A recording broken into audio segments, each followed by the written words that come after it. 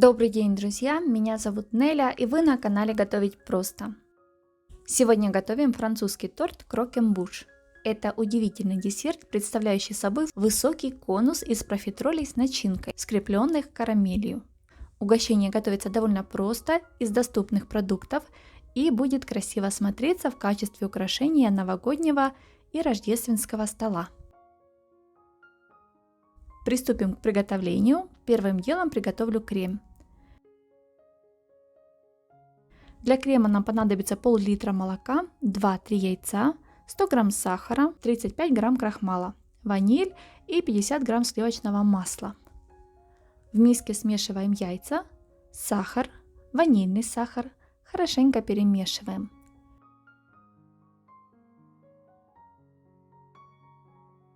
Теперь вводим крахмал. Для десертов лучше использовать кукурузный, но если такого нету, можно заменить на картофельный. Хорошенько перемешиваем до однородной массы, чтобы не было комочков крахмала. В сотейник наливаем молоко и ставим на средний огонь. Сразу же тонкой струей вливаем смесь из яиц. Варим крем на медленном огне при постоянном помешивании до загустения. На это у вас уйдет максимум 5 минут. После того, как крем загустел, убавляем огонь и еще варим несколько секунд. Затем снимаем с огня и добавляем 50 грамм сливочного масла. Перемешиваем. Я перекладываю в миску, чтобы крем быстрее остыл. Накрываю пищевой пленкой в контакт. Так крем не будет заветриваться. И пока отставляю в сторону. Чтобы пирожное имело ровную, слегка кракелюрную поверхность, формировать я буду его с кракелином. Нам понадобится 80 грамм сливочного масла комнатной температуры, 100 грамм сахара и 100 грамм муки. В миске смешиваем мягкое сливочное масло, сахар и муку. Можно добавить краситель. Если вам не хочется морать руки, можно перемешать все в чаше блендера. Крем и кракелин можно подготовить за день до формирования торта. Перекладываем тесто на одну часть листа пергамента. Накрываем второй половиной и раскатываем до толщины примерно 1-2 мм. Выкладываем на доску или другую ровную поверхность и убираем в морозильную камеру до приготовления пирожных. Теперь приготовим сами заварные пирожные. Для теста нам понадобится 110 мл молока и 110 мл воды, 15 грамм сахара, щепотка соли и 105 грамм сливочного масла, муки 135 грамм. В сотейник выливаем молоко, воду, добавляем щепотку соли и сливочное масло.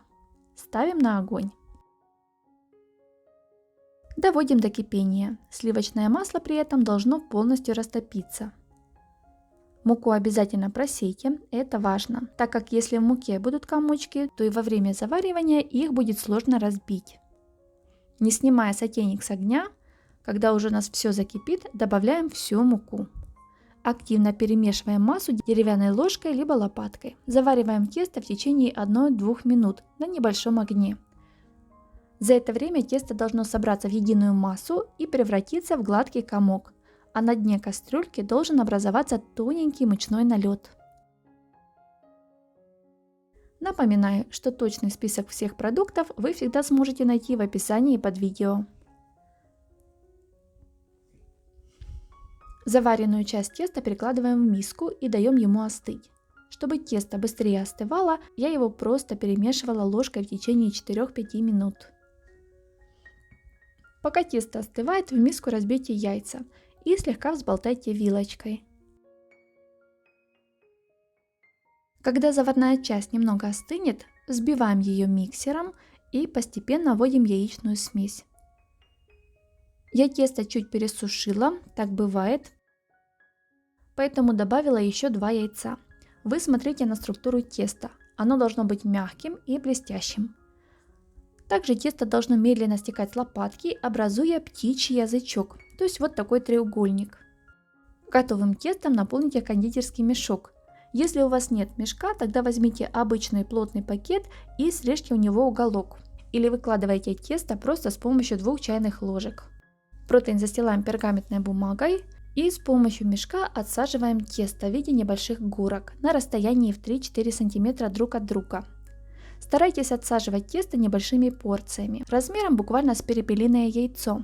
Если боитесь делать пирожные разного размера, нарисуйте с помощью обратной стороны насадки круги диаметром 2,5 см.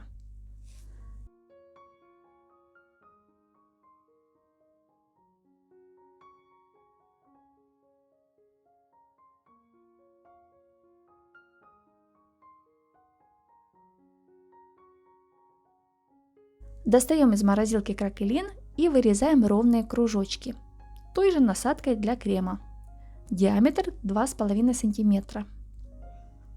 Он очень быстро нагревается и кружочки легко ломаются. Поэтому я сначала вырезаю кружочки, затем снова отправляю в морозилку на пару минут.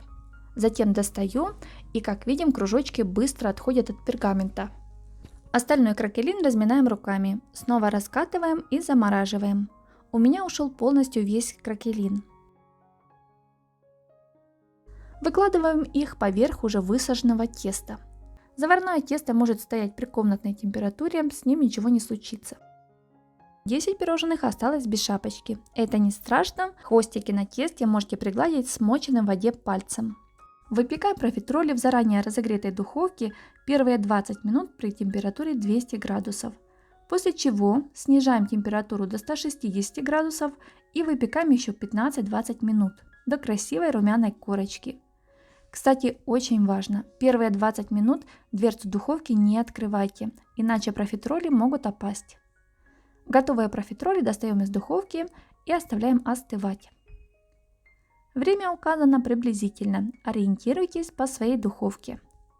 Чтобы ускорить процесс приготовления, заварные пирожные можно сделать накануне вечером. В таком случае свежеиспеченные и полностью остывшие профитроли переложите в пакет либо контейнер с крышкой и оставьте при комнатной температуре до следующего дня.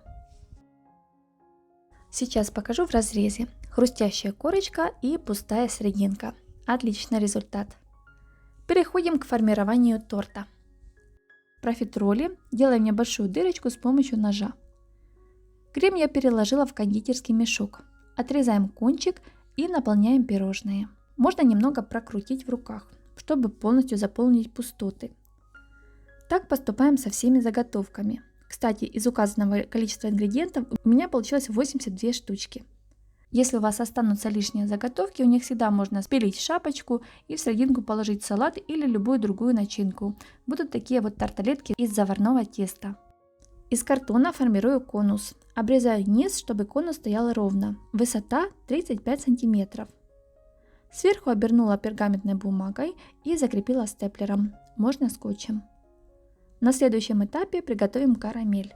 Нам понадобится 150 грамм сахара, 50 грамм сливочного масла и 70 мл молока. Карамель приготовить несложно, но при работе с ней нужно быть очень и очень аккуратным. Сахар высыпаем в сотейник с толстым дном. Ставим на плиту на средний нагрев. Сахар не перемешиваем, а только иногда можно потрясти или наклонять сотейник из стороны в сторону, чтобы сахар не горел. Когда большая часть сахара растопится, можно аккуратно от краев к центру начинать перемешивать. Ждем, пока сахар полностью растворится. Важно не пережечь на этом этапе, иначе карамель будет горькая. Как только сахар достиг янтарного цвета, выключаем плиту. Вводим сливочное масло комнатной температуры и перемешиваем до полного объединения. Когда все объединится, добавляем горячее молоко. Осторожно и тщательно все перемешиваем. Снова включаем плиту. Масса очень горячая и активно образуется пар и брызги. Бережем руки. Варим примерно 1 минуту. Как вариант, вместо карамели для сборки торта можете использовать растопленный и чуть остывший шоколад. Выбор шоколада белый, черный или молочный полностью на ваш вкус. Но с карамелью мне нравится намного больше. Готовую карамель снимаем с плиты и даем ей немного остыть. На этом этапе карамель жидкая и может быть слегка неоднородной структуры. Пробиваем погружным блендером, карамель станет однородной и более светлой.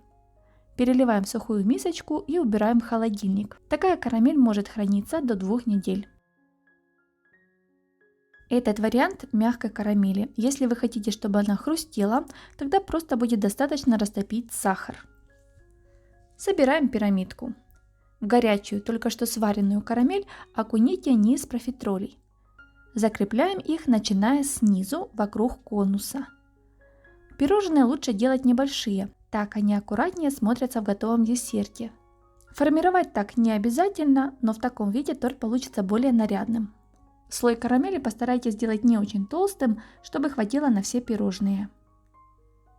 На одну пирамидку высотой 35 см понадобится около 60-70 профитролей небольшого размера.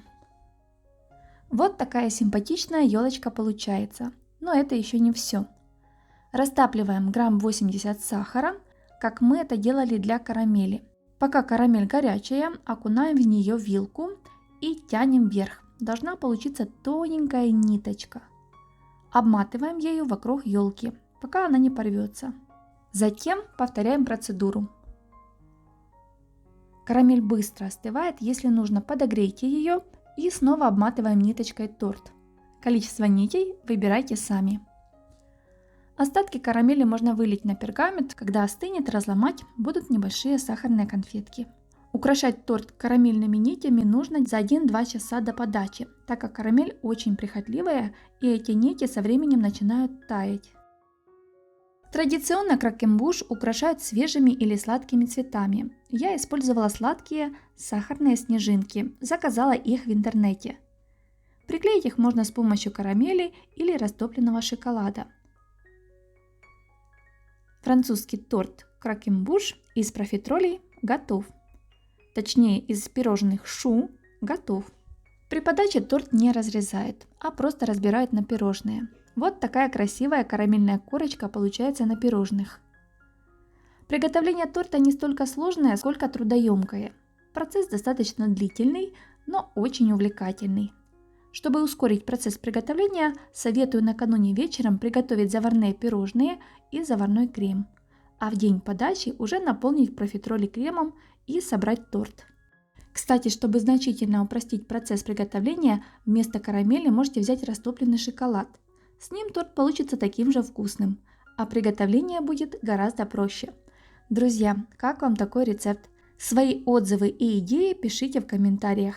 Если вы еще не подписаны на мой канал, обязательно подписывайтесь и нажимайте на колокольчик. Так вы будете получать уведомления о моих новых видеорецептах. С вами была Неля. Всем приятного аппетита и мирного неба над головой.